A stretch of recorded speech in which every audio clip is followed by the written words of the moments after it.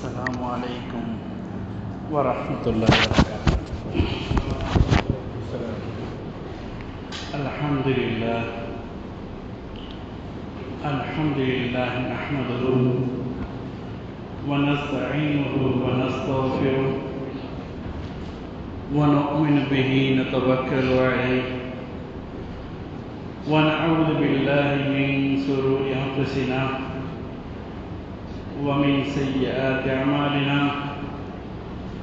من يهده الله فلا مضل له ومن يضلل فلا هادي له ونشهد أن لا إله إلا الله وحده لا شريك له ونشهد أن محمدا عبده ورسوله. فقد قال الله تبارك وتعالى في الفرقان المجيد بعد أعوذ بالله من الشيطان الرجيم بسم الله الرحمن الرحيم إن النفس لأمارة بالسوء. وقال نبينا محمد المصطفى رسول الله صلى الله عليه وسلم قد رجعنا من الجهاد الأصغر إلى الجهاد الأكبر أو كما قال عليه الصلاة والسلام. கண்ணியத்திற்கும் பெருமதிப்பிற்குரிய அல்லாஹ்வுடைய நல்லடியார்களே, பரக்கத்தும் ரஹ்மத்தும் மகபிரத்தும் நிறைந்த ரமலானுடைய மாதம் நம்மை சமீபத்திக் கொண்டிருக்கின்றது. நம்மை நோக்கி மிக வேகமாக வந்து கொண்டிருக்கிறது என்பதற்கு அடையாளமான அல்லாஹுடைய இந்த மாதமான ரஜபுடைய மாதத்தை நாம் அடைந்துள்ளோம். அல்ஹம்துலில்லாஹ். இந்த ரஜபுடைய மாதத்திலே இஸ்லாமிய வரலாற்றில் முக்கியமான பல நிகழ்வுகள் நடைபெற்று இருந்தாலும் அதிலே மிகவும் முக்கியமானதாக நபிகள் நாயகம் ஸல்லல்லாஹு அலைஹி வஸல்லம் அவர்கள் கலந்து கொண்ட போரிலேயே மிக பெரிய போரான தபூக்குடைய போர் இந்த ரஜபுடைய மாதத்தில் தான் ஹிஜ்ரி 9ஆம் ஆண்டு நடந்தது. ஏன் இந்த போரை மிகப்பெரிய போர் என்கிறோம் என்றால், இந்த போருக்கு முன்பு அதிகபட்ச தூரமாக ஒரு 150 கிலோமீட்டருக்கு உட்பட்ட பத்ரிலே நடந்த போர் தான் மதீனாவை விட்டு மிக தூரத்தில் கலந்து கொண்ட போராக இருந்தது. ஆனால் இந்த தபூக்குடைய போர் கிட்டத்தட்ட மதீனாவிலே இருந்து 670 கிலோமீட்டர் தபூக் என்ற இடத்தில் சென்று நடந்த போர். அது மட்டுமல்லாமல் 30,000 சஹாபா பெருமக்கள் 2 லட்சம் ரோமானிய படையை எதிர்த்து கலந்து கொண்ட போர். இந்த போர் மிகவும் முக்கியமாக கஷ்டத்தோடு சென்று கலந்து திரும்பினார்கள். எந்த அளவு கஷ்டப்பட்டு சஹாபாக்கள் சென்றார்கள் என்று சொன்னால், ஒரு ஒட்டகத்திலே 18 நபர்கள் அமர்ந்து சவாரி செய்யக்கூடிய அளவுக்கு பொருளாதார ரீதியாக வாகன ரீதியாகவும் மிகவும் பலகீனமாக இருந்தார்கள். இந்த போரை முடித்துவிட்டு மதீனா ஷரீஃபுக்கு பெருமானார் ஸல்லல்லாஹு அலைஹி வஸல்லம் வந்தார்கள். எல்லா சஹாபாக்களும் அவர்கள் வீட்டுக்கு சென்று விட்டார்கள். பெருமானார் மஸ்ஜித் நபவிக்கு வந்து சஹாபாக்களுக்கு ஒரு அறிவிப்பு செய்கின்றார்கள். ஜிப்ராயில் வந்தார். சொன்னார்கள், கது ரஜஅனா மினல் ஜிஹாதில் அஸ்கரி இலல் ஜிஹாதில் அக்பரி. நாம் இப்பொழுதுதான் ஒரு சிறிய போரிலிருந்து வந்திருக்கின்றோம், மிகப்பெரிய போரை நோக்கி செல்ல வேண்டும் என்று சொன்னார்கள். இந்த 670 அந்த போருடைய கடினத்தை விளக்குவதற்காகத்தான் தூரம் எல்லாத்தையும் சொன்னேன். சஹாபாக்களுக்கு ஒரே மனசு ரொம்ப என்னடா இவ்வளோ தூரம் பிரயாணம் பண்ணி போயிட்டு இப்போதான் திரும்பி வந்திருக்கணும், திருப்பி இதுவிட பெரிய சஹாபாக்கள் காய்ச்சலும் என்ன யாரோ சொல்லலாம், எங்கே சொல்லணும்? இல்லை, வகைய ஜிஹாது இல்லைன்னா அதுதான் உங்களுடைய மனதுக்கு எதிராக, நப்சுக்கு எதிராக நீங்கள் போராட வேண்டிய போராட்டம் என்று சொன்னார்கள். கண்ணியமான அல்லாஹ்வின் நல்லடியார்களே, நாயகம் ஸல்லல்லாஹு அலைஹி வஸல்லம் வாளேந்தி சென்று நடந்த போர்களை எல்லாம் பெரிய போராக கூறவில்லை. மாறாக நப்சோடு செய்யக்கூடிய ஜிஹாதையே, மன போராட்டத்தையே, நம் மனசுக்கு நடக்கின்ற போராட்டத்தையே மிகப்பெரிய போர் என்றார்கள். ஆனால் உண்மையிலேயே யார் மனிதருக்கு பெரியது? ஷைத்தானும் பெரியது. அல்லாஹ்கிட்ட சவால் பண்ணான், யாரெல்லாம் எனக்கு ஒரு சான்ஸ் கொடு, இந்த மனுஷனுடைய ரத்தம் எங்கெங்கெல்லாம் ஓடுதோ அங்கெங்கெல்லாம் ஊறி இந்த மனுஷனை வடிகெடுப்பேன் அப்படின்ட்டு அல்லாஹ்கிட்ட சவால் செஞ்சு வந்தான். ஆனால் ரசூலுல்லா இந்த சைத்தானோடு உங்களுக்கு மிகப்பெரிய போராட்டம் இல்லை, இந்த சைத்தானையும் தாண்டி மனதோடு போராடுவது, நப்சோடு போராடுவது மிகப்பெரிய போராட்டம்னு சொன்னாங்க. ஏன் சொல்லணும்? அல்லாஹ் குர்ஆன் சொன்னான், இன்ன கைத ஷைத்தான காணல ஐவா. எப்பா என் மனதோடு நப்சோடு போராடியில அது பலகீனமான போராட்டம். ஏன் உதாரணத்துக்கு தாஜத்துடைய தொழுகைக்கு அலாரம் வச்சுருக்கோம், ஒரு 3:30 மணிக்கு தொழுகிறாண்டு, சைத்தான் மாப்பா பக்கத்தில் டே அது 3:30 நல்ல பனியாக இருக்குது, இந்த பனியில் தொழுவாமா, வாங்கி அனுச்சி எடுத்தேன், வாங்கக்கு ஒரு 10 நிமிஷத்துக்கு கூட தடுத்து தொழுவாங்க, கொஞ்சம் அலாரத்தை ஆஃப் பண்ணு, இப்படி தடவி கொடுப்பான், ஆஃப் பண்ணிட்டு திருப்பி எழுந்திருப்பான். இப்படி எந்திரிச்சு, அதாவது சைத்தான் சொன்னா ஒவ்வொரு ஸ்டெப்பீஸில் மொத்தமாக துறைக்க மாட்டான், ஸ்டெப்பீஸில் பார்த்து இருப்பான். அப்படியே நீ எந்திரிச்சு பாத்ரூம் போகலான்னு சொல்லுவான். கைப்பட்டாலும் தண்ணி இவ்வளவு குளிர்ந்தப்பா, கையை வைக்க முடியல, இதில் போய் தொழுவணும் முடிச்சுட்டு, அதை மீறி முடிச்சுட்டு தொழுவானு அக்னியை கட்டினான நம்ம மனம் ஓட்டை சுற்றி கெடுக்க பார்ப்பான். இந்த மனதையும் மீறி வென்றலாம், மனுஷன் சைத்தானை சுற்றி வென்றலாம். ஆனால் நப்சு குறி வச்சுச்சாக்க கிட்டத்தட்ட சாய்க்காம விடையே விடாது. மனிதர்கள் எப்படியாச்சும் உருவெடுக்கும், அந்த அளவுக்கு தீவிரமானது நப்சு. இப்போ குர்ஆனை பார்த்துருப்போம், அல்லாஹ் ஒவ்வொரு இடத்துல சத்தியம் செய்திருக்கான், சொல்லியிருப்பாங்க, வல் அஸ்ர் காலத்தின் மீது சத்தியமாக, இன்னல் இன்சான் லஃபீ குஸ்ர், அதுமாரி வத்தீனி வஸைத்தீனில் இந்த காலத்தின் வல்லசர் சொல்லப்படும்போது அந்த காலத்தின் மட்டும் சத்தியம் செஞ்சிருப்பாங்க. நீங்கள் வத்தீனி சுரம் எடுத்துப்பாங்க, பத்தீனி பத்தோடு சீன வகாதல் பதமி, அப்புறம் லக்கத காலத்தின் இன்சான், மனிதன் ஒரு சீவமான வடிவத்தில் படைக்கப்பட்டான். 4 இடத்த சத்தியம் விடுறான். அல்லாஹ் இந்த நப்சுக்கு மட்டும் என்ன செய்யறாங்கன்னா, பஷம் சூறால பஷம் செய்ய 11 இடத்துல சத்தியம் பண்ணி, கது அஃப்லஹ மன் ஸக்காஹா, மனதை யார் பரிசுத்தப்படுத்தினார்களோ அவர்கள் தான் வெற்றியாளர்கள். மனதை வக்கத காப மன் தஸ்ஸாஹா, இந்த மனதை யார் பாழ்படுத்தி விட்டார்களோ அவர்கள் நாசமடைந்தவர்கள் சொல்றான். அப்ப அல்லாஹ் இந்த நப்சை பரிசுத்தப்படுத்துவது எவ்வளவு தீவிரமான விஷயமாக இருந்தால் 11 முறை சத்தியமிட்டு அல்லாஹ் கூற வேண்டும். கண்ணியமிக்க அல்லாஹ் நடையாங்க சைத்தானுடைய சூழ்ச்சியை விட நப்சுடைய சூழ்ச்சியில அதிகம் அப்படிங்கிறது எப்படி நினைக்கிறான்டா, சைத்தானியே வடிவெடுத்து நப்சு தெரியுமா? சைத்தான் யாருங்க? வானத்துல அந்த சொர்க்கத்துல அவன் நெத்தி படாத இடமே இல்லை, அந்த அளவு செஞ்சாச்சு இருந்தவன். அது மட்டும் இல்லாமல் அல்லாஹ் தஆலா ப்ரமோஷன் கொடுத்து மலக்குமாருடைய தலைவராக நினைச்சுட்டான் சைத்தானை. அந்த சைத்தானை ஆரம்பத்தை படைச்சவங்க எல்லாம் சொல்றான், ஆதம் ஆதத்துக்கு செஞ்சாச்சின்னு சொல்லும் போது சைத்தான் என்ன சொல்ல போறான், சொல்றான், அடே இப்ளீஸ், ஆதம் மண்ணில் படைக்கப்பட்டான், நீ யாரா நெருப்பில் படைக்கப்பட்டான், நீ எப்படி அவனை செஞ்சா போய்?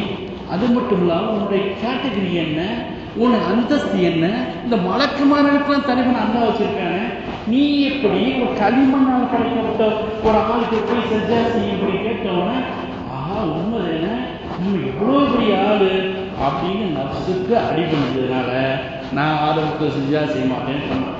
இப்போ தான் செய்தாலேயே வீழ்த்திவன் நப்சு என்று சொன்னால் அந்த நப்சத்தை மிக போராடி, ஏன்னா ஒவ்வொரு விஷயம் உலகத்தில் நடக்கக்கூடிய எல்லா தவறுக்குமே நப்சு தான் காரணம். இப்போ உமர் ரலியல்லாஹு பற்றி கேள்விப்படுறோம்.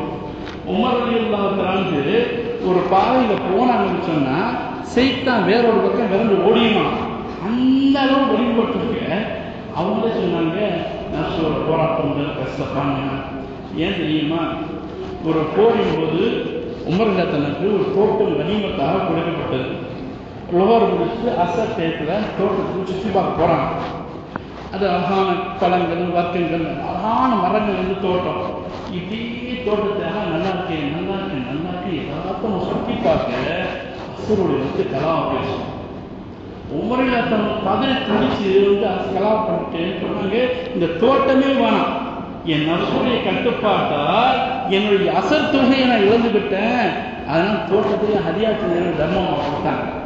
அந்த உமரகத்தாலவே வீர்த்துக்கு சொன்னா அந்த நப்சு எவ்வளவு பெரிய விஷயம் சிந்திச்சு பார்க்கணும். கண்ணியமான அல்லாஹுடைய நல்லடியார்களே, இந்த நப்சோடு போராடி அதை வென்றோம் என்று சொன்னால் அவன் வெற்றியாளன் என்று அல்லாஹ் தன் திருமறையை சொல்றான். இன்னைக்கு தன்னுடைய திருமறையை அல்லாஹ் சொல்லணும் சொல்றான், ஓமா வர்றி உணர்ச்சி இன்னும் நப்சல் அம்மாறு நப்சுத தீய காரியங்கள் எதெல்லாம் நடக்குதோ அதற்கு முக்கியமான காரணமே நப்சுதான். அந்த நப்சை நாம் கண்ட்ரோல் பண்ணணும். இந்த நப்சை கண்ட்ரோல் பண்ண வச்சமாக்க எல்லா தீய காரியத்தையும் தடுக்கலாம்னு சொல்கிறான். உதாரணத்துக்கு எப்படின்னா, ஸல்லல்லாஹு அலைஹி வஸல்லம் ஒரு சஹாபி வர்றார். ஒரு நேரமா சஹாபி வந்து கேட்கணும், யார் சொல்லலாம், நான் 5 நேரமும் முறையாக தொழுவேன், நீ எக்ஸ்ட்ரா உபரியான தொழுலாம் தொழுவ மாட்டேன், ரமலான் இருந்துச்சுன்னா நோன்பு பிடிப்பேன், இது எக்ஸ்ட்ரா நோன்பு பிடிக்க நான் பிடிக்க முடியாது, ஜக்காத்து கொடுக்குறவோ மற்ற ஹஜ்ஜிக்கு போகிறவோ பொருளாதார வசதிகள் இல்லை, நான் இப்போ எங்கே இருப்பேன் சொல்லுங்கன்னு கேட்குறாங்க. ஒரு கல்வி சொல்லலை, அந்த மாதிரி ஆடு கரவங்க என்ன சொல்லுங்க, என் நிலைமை என்ன சொல்கிறாங்க, நீ என்னோட சொர்க்கத்தில் இருப்பேன்னு சொல்கிறாங்க. ஆனால் நான் 3 கண்டிஷன், நான் சொல்கிறது மாதிரி 3 விஷயத்தை நீ செய்து கொண்டால் நான் சோற்றுக்கு நான் கேரண்டி தர்றேன். என்னது? உன் கல்வியில் இருந்து ரெல்லையும் ஹசதையும் வஞ்சகமான எண்ணம், அடுத்த ஒரு படிதைக்கு முளைக்கிறோம்ல அந்த மாதிரி எண்ணத்தையும் பொறாமை குணத்தை விட்டு பாதுகாக்கணும் கல்வை. இது 2 வஞ்சகம் அவரால் படிதைக்கணும். யாரு உள்ள நஷ்ட தூண்டிடுவான், அதே உன்னை இப்படி செஞ்சுட்டான், உன்னை நடுரோட்டு அடிச்சுட்டான், அவனை 4 பேரை பார்த்தோம்னா செருப்பால் அடிக்காத வரைக்கும் விடாதா நஷ்ட தூண்டிடுவான், இவனுக்கு கூட வெளியேறும். அதே மாதிரி பொறாமைப்படுவது. ஆறு நட்சத்திர பிள்ளைய ஹாபில் காபில கொண்டு காபில் ஹாபில கொண்டு காரணமே எவ்வளோ உன்னோட கொண்டவன் அவனுக்கு மட்டும் அழகான குழந்தைகள் வச்சிருக்கேன், நீ என்ன குறைச்ச, உன்னோட கொண்டவன் தானே இவனை கல்யாணம் முடிக்கிறேன் அப்படின்னு மனசு தூண்டி விட்ட நஷ்ட தூண்டின் காரணமாக அந்த பொறாமை ஏற்பட்டு அதனால பொறாமைச்சு. இந்த அது மட்டும் மூலமாக நாவின் மூலமாக ஏற்படக்கூடிய பொய் புறம், 3வதாக கண்ணின் மூலமாக இருக்கக்கூடிய ஹராமான பார்வைகளை விட்டும் அடுத்தவர்களை ஏளனமாக பார்க்கலாம். நிறைய பேர் நல்ல வசதியாக நாம் வச்சுக்கிறோமே, நல்லா இருக்காது, தண்ணி கூட கீழே விழுணும்னா பார்க்க, டேய் அவன் யாருறது, உனக்கு கீழே விழுவோம் தானே, உனக்கு அவனுக்கு ஸ்டேட்டஸ் எந்த ஒத்துவது, நீ தானே பெரிய இவன் அறியாமல் உள்ளத்தில் வெளியே காட்டிக்க உள்ளத்தில் அப்படி கம்ம நிற்கிற மாதிரி இருப்பான். சொல்கிறாங்க, இந்த 3 விஷயம் நப்சினால் ஏற்படக்கூடிய 3 விஷயத்தை விட்டு நீ பாதுகாத்து கொண்டீங்கன்னு சொன்னால் உனக்கு சொர்க்கத்துக்கு கேரண்டி. நானும் நீ ஒன்றாக சொர்க்கத்தை இருப்போம் சொல்ல தன் கையை சுட்டிக்காட்டு சொல்கிறான். கண்ணியமிக்க அல்லாஹ்வுடைய நல்லடியார்களே, நப்சை தன்னுடைய கண்ட்ரோலில் வைக்கிறீங்கன்னா என்ன பாவம் இருக்குன்னா மிகப்பெரிய பாவங்கள். எந்த ஒரு பாவம் இல்லைன்னா குஃப்ரில் கொண்டு போய் சிறுக்கில் கொண்டு போய் விடக்கூடிய அளவுக்கு பாவம் இருக்கும். முன்னொரு காலத்தில் ஒரு அடியார், நல்லடியார்னா ஆளும் இல்லை, முறையாக நிறைய மார்க்க கல்வியை தேர்ச்சி பெற்றவும் இல்லை, ஒரு ஆபில் நல்ல வழக்கசாலை, ஒரு வக்தி விட மாட்டாரு, என்னென்ன தொழில் முடியும் பிடிக்குமோ அவ்வளோ பிடிச்சிருவார். இவர் பெரிய ஆபில உட்காந்துனார். ஷெய்தான் பார்த்தான், இந்த ஆளை நம்ம எப்படியாச்சும் வழி கெடுக்கணுமே, நட்பதியை வந்துட்டு பாப்பா கூட்டிகிட்டு போயிட்டு உன்னை இன்னும் நீ உன் ஸ்டேட்டஸுக்கெல்லாம் இப்படி அவ்வளோடைய ரேஞ்சுக்கு போயிருப்பா, அவ்வளோ பெரிய விவாதம் செய்கிற எல்லாம் செய்கிற, இன்னும் போகாமல் இருக்கே இப்படி பேச்சுவாக்கிலே கூப்பிட்டு போயிட்டு ஒரு மதக்கடை கூட்டிகிட்டு போயிட்டான். என்ன இங்கே கூட்டிகிட்டு போகணும்ல, இங்கே பண்டிகையில் இறைச்சி இருக்கு, இது நீ கொஞ்சம் சாப்பிட்டா போதும், நீ விவாதத்தில் நல்லா மூடி போய் பெரியாளா போயினாலே அல்லாஹ் ஹராம் இருக்கான், இதெல்லாம் செய்யக்கூடாது, 2வது பொண்ணுங்களப்பா இந்த பெண் இருக்கு, நீ விபச்சாரத்தை ஈடுபடு அப்படின்னா வந்துடலாம், வேணாம் இதெல்லாம் பெரிய அல்லாஹ் ஹராமாக்கியிருக்கான். சரிப்பா ஒன்று வேணப்பா, கொஞ்சம் மது இருக்கு, இந்த மதுவை மட்டும் கொஞ்சம் அப்படி குடிக்க விடாத, ஏய் ஃபுல்லாக குடிக்க சொல்கிறோம், உன காலத்திலுமா குடிக்க சொல்லியிருக்கேன், கொஞ்சமாக ஒரு அளவை காட்டி இந்த அளவை மட்டும் குடிங்கிறான். குடித்தோன்னா ஃபுல்லாக குடிச்சிட்டு போதை ஏறிடுது. போதை ஏறினோடனே அந்த பண்டியுடைய மாமிசத்தையும் சாப்பிட்டு பெண்ணை விபாச்சாரம் செஞ்சு அங்கே அந்த மது ஒரு போதையில் அங்கேருந்து கத்தி எடுத்தாங்க கொள்வாங்களாம், கொலை செஞ்சுட்டான். சைத்தான சொல்லி விட்டி போயிடுச்சா, அந்த இடத்துல அரசன் கூட்டு வந்து கொலை செஞ்சதுக்காக இவருக்கு மரணம் தண்டனை கொடுத்துடுறாங்க.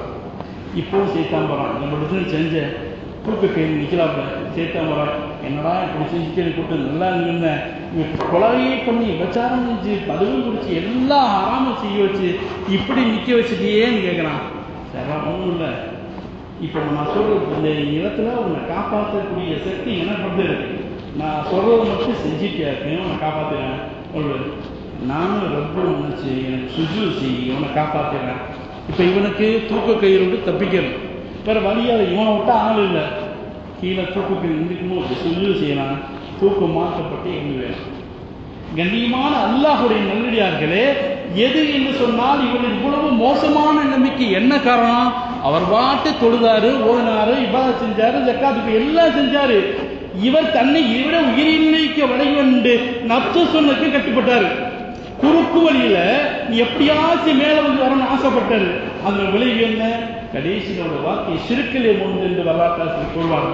அன்னைக்கு இதே நம்முடைய மக்கள் நம்ம ஊரில் இல்லை, பொதுவாக இஸ்லாமிய சமுதாயத்திலேயே இதே போல குறுக்கு வழியில தப்பா நடக்கக்கூடிய மக்கள் நிறைய ஹராமான சிகிச்சை வந்துட்டாங்க.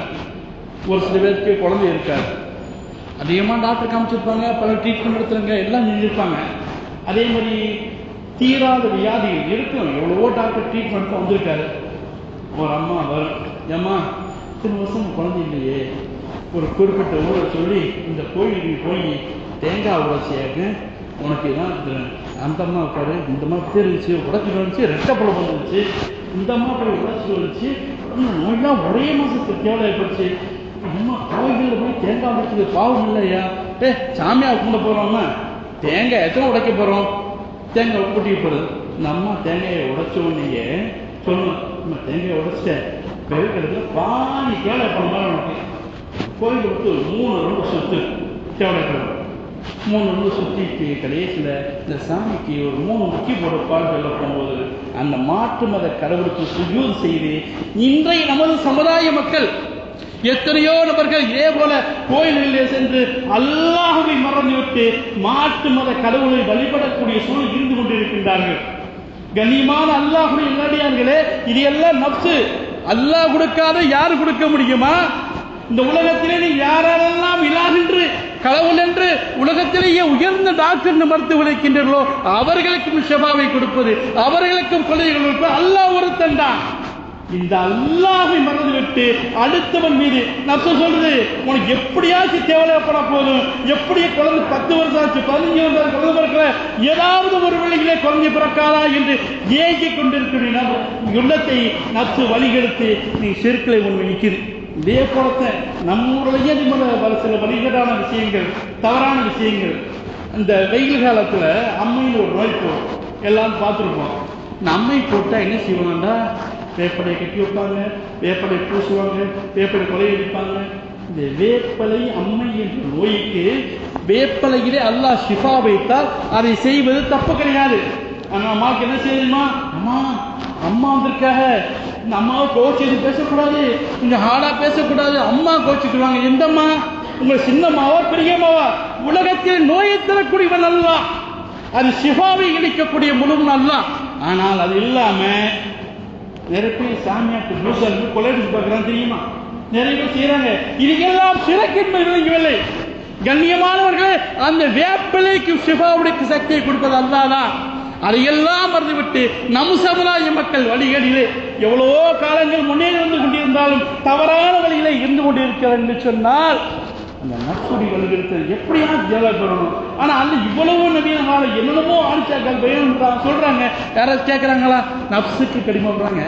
அல்லாஹ் குர்ஆன் சொல்றான், அல்லாஹ்வுக்கு அப்புறம் உலகத்திலேயே வழிபடக்கூடிய யாருன்னா நப்சுதான்.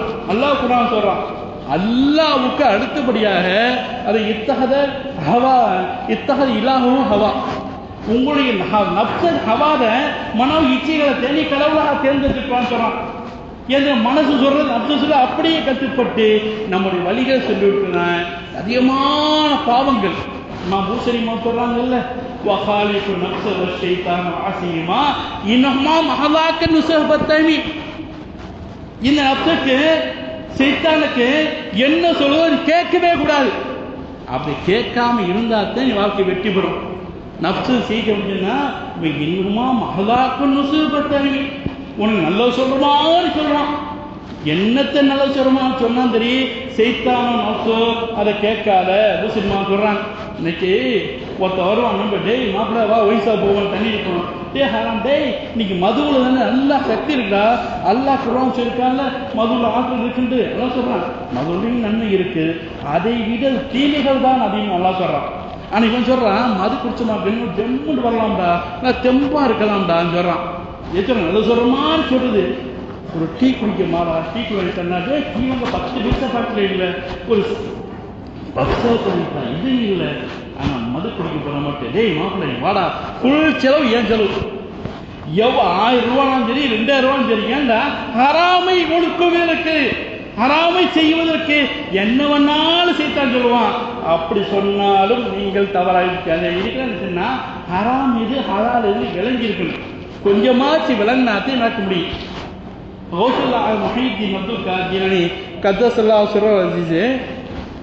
கடுமையான காற்று இருந்து அவன் செய்யறாங்க. தவம் செஞ்சுக்கிட்டு போகும்போது தண்ணி தாங்கிட்டே முடியாது, தொண்டையெல்லாம் வறண்டு போச்சு. அப்ப வானத்திலிருந்து ஒரு வெள்ளி கிண்ணத்துல தண்ணி வருது.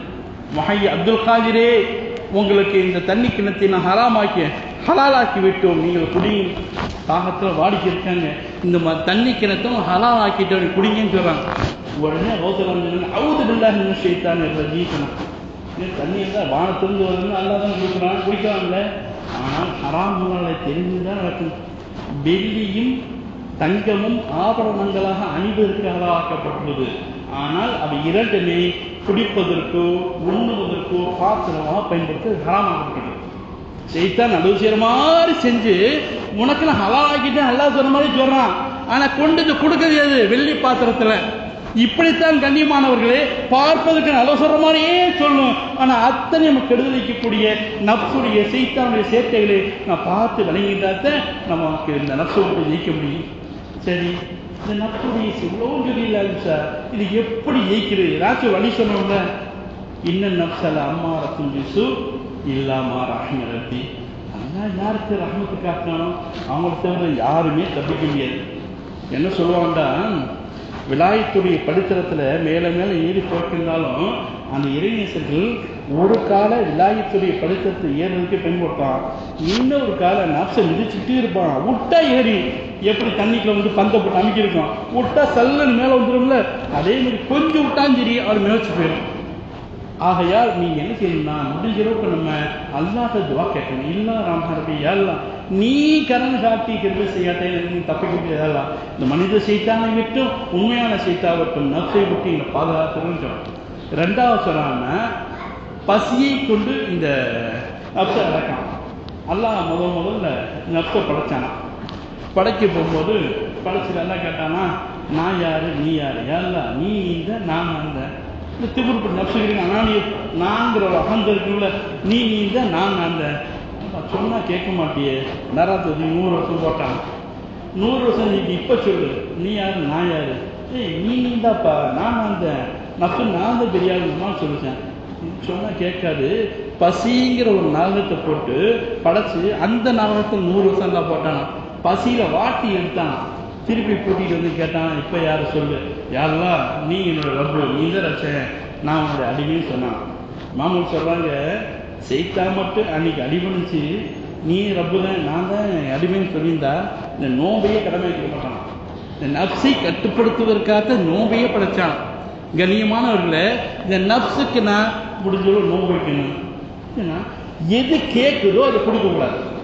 ஒருத்தரையோ இமாம்கள் பெரிய பெரிய வழியுள்ளாக்கள் அவன் நப்சை தோணுவான். குளிர்ந்த தண்ணி குடிக்கிறது, ஐஸ் வாட்டர் இல்லை, ஏன்னா பிரிட்ஜே கிடையாது, மண்குடத்தை வச்சு தண்ணி இருக்குல்ல, அந்த மாதிரி குளிர்ந்த தண்ணியை குடிக்க ஆசைப்படணும். அது எப்படியாவது குடிக்கணுட்டு அப்புறம் குடிப்போம் தள்ளி போய் ஒரு குறிப்பிட்ட காலத்துக்கு முன்னாடி அவங்களும் குடிச்சிடுவோமே அப்படின்னு நினச்சாங்க. இவ்வளோ நாள் பல வருஷ காலம் கடந்து குடிக்கவே இல்லை. அப்போ ஒரு நம்பர் போகும்போது என்ன ஆசைப்பட்டு அப்படியே அந்த தண்ணி கொண்டு போயிட்டாங்க. கொஞ்சம் தூங்கிட்டாங்க. தூங்கி எந்திரிச்சேன், தண்ணியோடு வந்துட்டாரு. தூங்கி எந்திரிச்சு போகிறோம், இந்தாங்க தண்ணி. இல்லை வேணாம், ஏன் நான் படுத்திருந்தேன், கனவுல ஹோரையும் தண்ணி வந்தாங்க, சோளத்திலே நாங்கள் வேண்டுமா இல்லை இந்த குளிர்ந்த தண்ணி வேணுமான்னு கேட்டாங்க. எனக்கு ஹோரையும் பண்ணுறதே வேணும், இந்த தண்ணி வேணாம். ஆனால் அம்மாவுக்கு ஒரு 4 நாளைக்கு முன்னாடி வீடியோ பார்த்தேன், ஒரு சாப்பாடுக்கு 12,000. கண்ணியமானவர்களே கேட்க சொல்லுங்க, நப்சை கேட்டால் கொடுத்துருவீங்கப்பா. நப்சை கேட்க போறப்பா, சிக்கன் தொங்குது, அப்படியே கிரில் சிக்கன் போட்டிருக்கேன், கபாப் சிக்கன் போட்டிருக்கேன், அந்த இதோ போட்டிருக்கேன், நப்சை கேட்டால் வாங்கி கொடுத்துருங்கப்பா. இதுவே செய்தாலும் கண்டிப்பது. நப்சை கேட்டுச்சு நான் வாங்கி கொடுக்க கூடாது. இன்னைக்கு நம்ம பேர் எத்தனையோ ஒரு ஹோட்டலுக்கு வந்து ஒரு வேளை சாப்பாடுக்கு 4,000 சர்வீஸ் ஆகணும் சொல்லக்கூடிய எத்தனை பேர். கண்ணியமானவர்களே, இப்படி நப்சு எதெல்லாம் கேட்குதோ அதெல்லாம் கேட்காமல் வேணாம் தலை செஞ்சுட்டு வந்தாத்தான், அதாவது திக்கர்கள் திலாவத்துக்கள் மற்ற விஷயங்கள் இருந்தாலும் உடல் ரீதியாக நமக்கு எது கெடுதலாக இருக்கின்றதோ அதை விட்டு நாம் பாதுகாத்தாத்தே பாதுகாக்க முடியும். ஏன்னு சொன்னா இந்த நப்சை பரிசுத்தப்படுத்தாவிட்டால் நம் வாழ்க்கையே சீரழிஞ்சிடும். கண்ணியமானவர்களே, இப்படி பரிசுத்தப்படுத்தினாத்த மனிதனுடைய இயல்பானவே அம்மாராவாக இருக்கக்கூடிய தீயதை மக்களுக்கு செய்யும் சொல்லக்கூடிய நப்சு லவ்வாமான்னு சொன்னா தப்பு செஞ்சிருவான், ஐயோ தெரியாம செஞ்சேன் தெரியாம பழிக்கக்கூடிய நப்சு இந்த நப்சாக மாறி, 3வதாக முல்ஹிமா அல்லாஹ் இல்லாம் கொடுத்து இபாதத் செய்யன்னு எண்ணக்கூடிய நப்சாக மாறி, 4வதாக முத்தும் ஐனா, அதாவது இத்தகையான் எல்லாமே அல்லாவுடைய நாட்டை எப்படிதான் நடக்குது. நன்மை நடந்தாலும் சரி தீமை நடந்தாலும் சரி அல்லாவுக்காக வாழக்கூடிய வாழ்க்கை தான் இத்தகையான். இந்த முழுமைமாங்கிற நிலைமைக்கு வந்துட்டாவே அவரை கிட்டத்தட்ட அவுளியாவுடைய ரேஞ்சுக்கு போயிடுவான். நம்ம என்ன சொன்ன குறைஞ்சு வச்சு இப்போ நிறைய பேர் அம்மாராவை விட்டு லபாமால இருக்கான். ஏன்னா அதுக்கு ஒரு ஆலியா மறையாங்க ராலியாலாம் பண்ணுவாங்க. ஒரு மையத்து இருக்குல்ல, மையத்தை போல் வாழ்வது. மையத்தை நம்ம குளிப்பாடுறோம், படி குளிப்பாட்டிக்கிறோம், டக்கு குளிப்பாட்டிக்கும் போது சூடு நல்லா கொதிக்க ஊற்றிடுறோம். நம்ம மையத்தை சொல்லுமா, பார்த்து ஊற்றுப்பா ரொம்ப ஹீடு தாங்கணும்னு சொல்லுமா, அது வாட்டு கிடக்கு. நான் கூட அக்கனை கொடுத்தேன், என்னடனாலும் சரி அது வாட்டு கிடப்பாங்க. இல்லை ஜனதை குளிப்பாட்டிக்கிறாங்க, ஒரு டக்குன்னு கை ஜனதை தொம்முன்னு கீழே வந்துடுது, பார்த்து தெளிவுப்பா அடிபட்டு வச்ச கால் கீழே சொல்லுமா. இதுதான் ராஜாவோட எண்ணம் கவுளியாக்கு. கண்ணியமானவர்களே, இந்த ஜன்மைக்கெல்லாம் நான் போகணும்னு ஆனால் குறைஞ்சபட்சம் அம்மாராவை விட்டு மாறி லவ்வாமாவுக்கோ முல்ஹிமாவுக்கு வந்தால் நம்ம மிகப்பெரிய விஷயமாக நம்ம இந்த நப்சை கட்டுப்படுத்தினமாக்க வாழ்க்கை செய்யும் வருவோம். சின்ன விஷயம் கூட ஹராம் ஹலாலை தெரிந்து நடந்தால் இது போன்ற மோசமான விஷயங்கள் தவிர்க்கலாம். அல்லாஹ் இத்தகைய வாய்ப்பை நமக்கு அனைவருக்கும் நன்றி நம்மை நப்சை அடக்கியவராக வெற்றியாளராக ஆக்குவதற்கு எல்லாம் அல்லாஹ் நல்லோடு வாய்ப்பாராக இன்று இரவு நடத்தலை இருகரம் என்று பிரார்த்தித்து வாய்ப்பளித்த வல்ல ரஹ்மானுக்கு நன்றி கூறி விடுவிடுகின்றேன். வாஹிர் தாவானா அல்ஹம்துலில்லாஹி ரப்பில் ஆலமீன். அஸ்ஸலாமு அலைக்கும் வரஹ்மத்துல்லாஹி வபரகாத்துஹு.